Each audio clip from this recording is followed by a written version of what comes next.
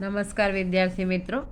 પ્રકરણ 7 યામ ભૂમિતિની અંદર ખૂબ જ અગત્યના પૂછાતા દાખલા એક્સ અક્ષ પરનું બિંદુ અને વાય અક્ષ પરનું બિંદુ આપણે શોધવાનું છે. આ દાખલાઓ પરીક્ષામાં ખાસ પૂછાય છે.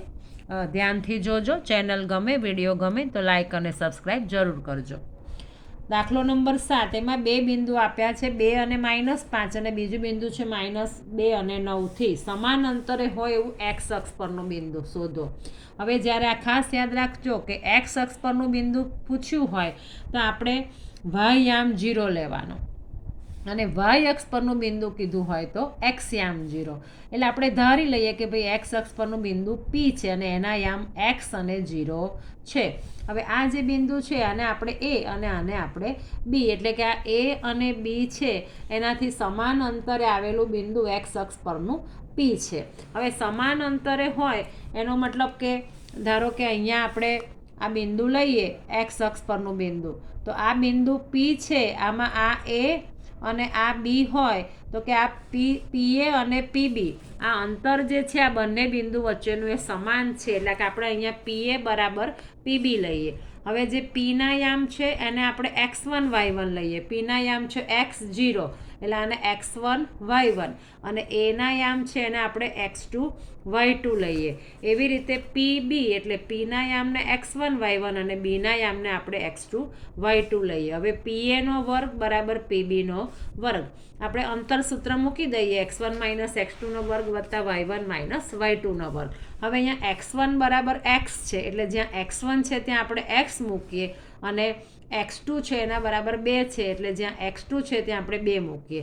y1 બરાબર 0 છે, આ માઇનસ સૂત્રનું છે, અને y2 બરાબર છે -5નો વર્ગ. એવી રીતે અહીંયા x1 બરાબર x છે અને x2 બરાબર -2 છે. આ માઇનસ છે, આ માઇનસ એ સૂત્રમાં આવે છે. આ y1 છે 0 અને y2 9નો વર્ગ, -9નો વર્ગ. હવે અહીંયા આપણી પાસે સૂત્ર છે કે a ઓછા બી આખા કૌંસનો વર્ગ. તો સૂત્ર છે a નો વર્ગ ઓછા 2ab, એટલે આ a અને આ b વત્તા બીનો વર્ગ. a વર્ગ ઓછા 2ab વત્તા બીનો વર્ગ. હવે આ 0 માઇનસ પ્લસ એટલે 0 વત્તા 5નો વર્ગ. એવી રીતે અહીંયા x પ્લસ એટલે x + 2 આખા કૌંસનો વર્ગ, અને અહીંયા -9નો વર્ગ. હવે અહીંયા xનો વર્ગ 2 દુ 4x, 2નો વર્ગ 4, અને 0 વત્તા 5 એટલે 5નો વર્ગ. એવી રીતે અહીંયા a વત્તા બી આખા કૌંસનો વર્ગ. તો સૂત્ર છે a નો વર્ગ એટલે x નો વર્ગ વત્તા 2ab એટલે કે x વત્તા બી, અને બીનો વર્ગ, બીની જગ્યાએ અહીંયા 2 છે એટલે 2નો વર્ગ, અને -9નો વર્ગ થશે 81. હવે અહીંયા x વર્ગ 2 દુ 4x, 4, 0 વત્તા 5 એટલે 5નો વર્ગ. અહીંયા x વર્ગ, અહીંયા 2 દુ 4x, અહીંયા 4 અને અહીંયા 81. હવે બેઉ બાજુ x વર્ગ છે એટલે નીકળી જશે. હવે આ ઓછા 4x, 25 ને 4 29, આ 4x અને 81 ને 4 85. હવે આ 4x આ બાજુ આવે એટલે ઓછા 4x, અને +29 આ બાજુ એટલે ઓછા 29. હવે માઇનસ પ્લસ, 4 ને 4 8x, નિશાની માઇનસની. 85માંથી 29 જાય તો 56. આ -8 છેદમાં આવે એટલે 56 ભાગ્યા 8, તો 8 સતા 56, એટલે અહીંયા x બરાબર 8 8 ઉડી જશે એટલે x બરાબર -7. તો આમ x અક્ષ પરનું બિંદુ શું થશે? તો આપણે x0 ધાર્યું હતું, x બરાબર -7 મળ્યું એટલે આપેલ બિંદુ થશે, માંગેલું બિંદુ થશે -7 0. હવે એવી જ રીતે આના જ જેવો છે દાખલો નંબર 8. હવે અહીંયા બે બિંદુ આપેલા છે P અને Q, અને એના વચ્ચેનું અંતર 10 એકમ હોય તો y ની કિંમત શોધો. અહીંયા આપણને 10 y આપેલા છે એટલે અહીંયા y બરાબર શું છે એ આપણે શોધવાનું છે.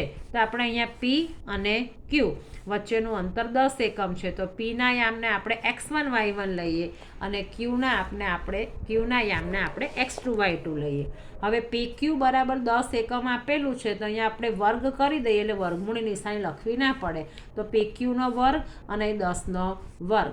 હવે અહીંયા x1 y1 અને x2 y2 તો અહીંયા x1 માઇનસ x2નો વર્ગ વત્તા y1 માઇનસ y2નો વર્ગ. હવે અહીંયા x1 છે 2 એટલે અહીંયા આપણે x1 છે ત્યાં 2 લખ્યું અને x2 છે 10 એટલે જ્યાં x2 છે ત્યાં 10 લખ્યું અને આ માઇનસ છે સૂત્રનું.